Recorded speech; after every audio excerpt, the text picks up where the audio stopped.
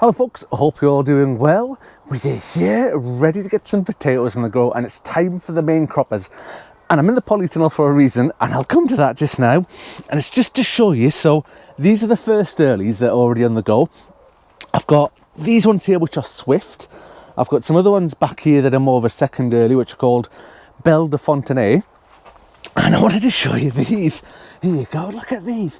So this is a bucket of Pentland Javelin that I forgot to harvest. I thought it was an empty bucket, and it's been in the polytunnel all the way over winter, and they've sprouted and they've come up. So I'm going to leave them, bit of an experiment. We'll see what happens with them. My main worry is that there's going to be lots of potatoes in there that have all sprouted, so they're going to be crowded, there's not going to be much room, but with nothing to lose, we'll find out what happens with them. Anyway, on to the main crop varieties, and here we go. We've got these little seed potatoes here. I get my seed potatoes from a company called Potato House, absolutely fabulous. And there's two different varieties here. These ones here, let me show you these. These have been chitting for a while. There you go. And they've got lovely little stubby green coloured chips on them there. And those ones are the green coloured chips. They are Maris Piper. And these ones on this side, see those ones there, with the sort of purpley coloured chips. And they are King Edwards. And they're pretty much two of the best sort of bog standard, if that makes sense, main crop potatoes you can get. Now, I'm a massive fan of Maris Piper. I think they make the best roast potatoes in goose fat. A bit of a technique for doing them, but Steve from over on Greenside Up tells me that King Edwards are the best. So we're going to grow some of each this year. So we'll go for the King Edwards and the Maris Piper. Now, I don't grow a lot of potatoes directly in the ground anymore. Most of them are done in the bucket site you've seen there. But with the main croppers, when I'm going to try and get them nice and big, chunky potatoes, we've got a bed out there that I've halved. I'll show you that when we come to it, about what we're going to do in the other half. And we'll get some of these in the ground, growing outside. So if you bear with me, we'll get set up outside, and I'll be back with you in just a jiffy. Right, so here we are at the potato bed. Or part of the potato bed anyway. This half up here, as you can see, I've built a new path down the middle there. This top half is going to be used for parsnips this year as part of the parsnip challenge from the Pottymouth Garden Club. So we'll be getting that sorted soon as well. But this year, this is where I'm going to put the main crop potatoes in. And I'm going to use a sort of trenching method. So you can see here, if I grab the spade, we've dug our first trench, and it's about a spade's width and a spade's depth in size, no bigger than that. And we've just got all the earth piled up on the side. So first things first, as with most things, you need some nutrition. So I've got some blood, fish and bone, and we've got a good 1-2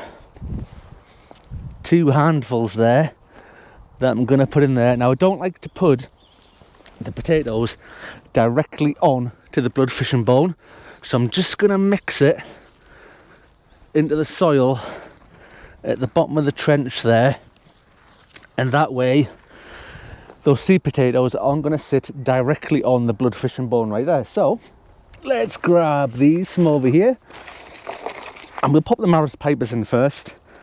And what I'm going to try and do is try and get the most amounts. I've got 1, 2, 3, 4, 5 chits on this one, and they're a little bit awkward because one's on this side and one's on the other side and some are on the top. But I want them sort of pointing up the way as best I can, and I'm going to evenly space them out here. So this trench that I've dug here, lengthwise, what are we, maybe is about, I don't know, 3.5 foot, maybe nearly 4 foot perhaps. And I'm going to space them out evenly, so they've maybe got about a foot between them, so they've got plenty of space there to grow into. It's dead simple. All I'm going to do after that is we're just going to pull the earth very gently. We're going to get rid of that big stone on top of the seed potatoes, and that's so they stay in place, so they're not going to get buffeted for when I get big handfuls and pull it all the way over. So I'm going to get this bed filled in. I'm going to get the next trench dug. What I'll do when I've got that one dug, we'll bring you over here. I'll show you what one of the dug one looks like and how we've got them set out, and how this one looks all finished with the potatoes in the ground. So I'll be back with you in just a jiffy. It's quick and easy as that. We're done. So let me spin you around, yeah? In fact, let's go to the other end. We'll come to the other end for a reason.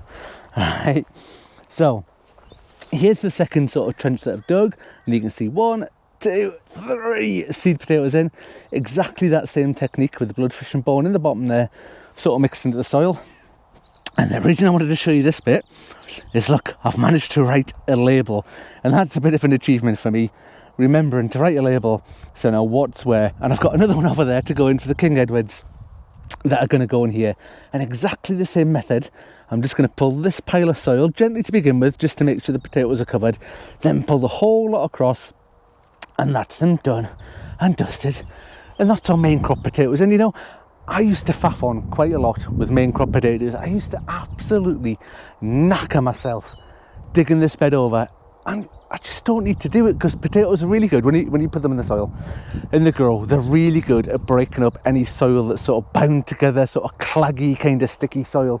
It'll break them all up and make it into lovely soil. And you can go to, there's a lot of people will sort of mound their potatoes and sort of earth them up as they grow. So as the green shoots come up, they'll earth up on top of that. They'll build the earth up on top of the green shoots for quite a while, so they've got little sort of mounds up and above. But again, I don't really bother with that. If I do see any signs of the potatoes, any signs I'm just poking up above the soil, what I'll do is just cover them up with a little bit of earth, and it saves having to mound all up and faff on doing that.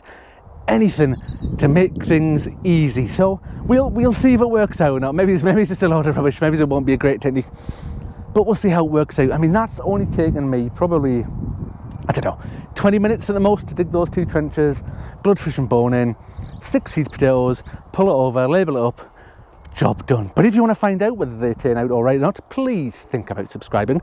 Absolutely free. Just click the subscribe button down below, and that's you join the channel.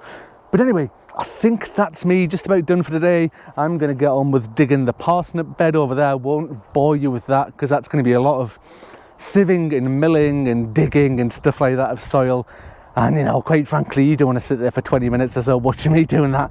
But that's me done for today. Thank you very much for watching, folks, and hopefully I'll see you on the next one. Bye for now.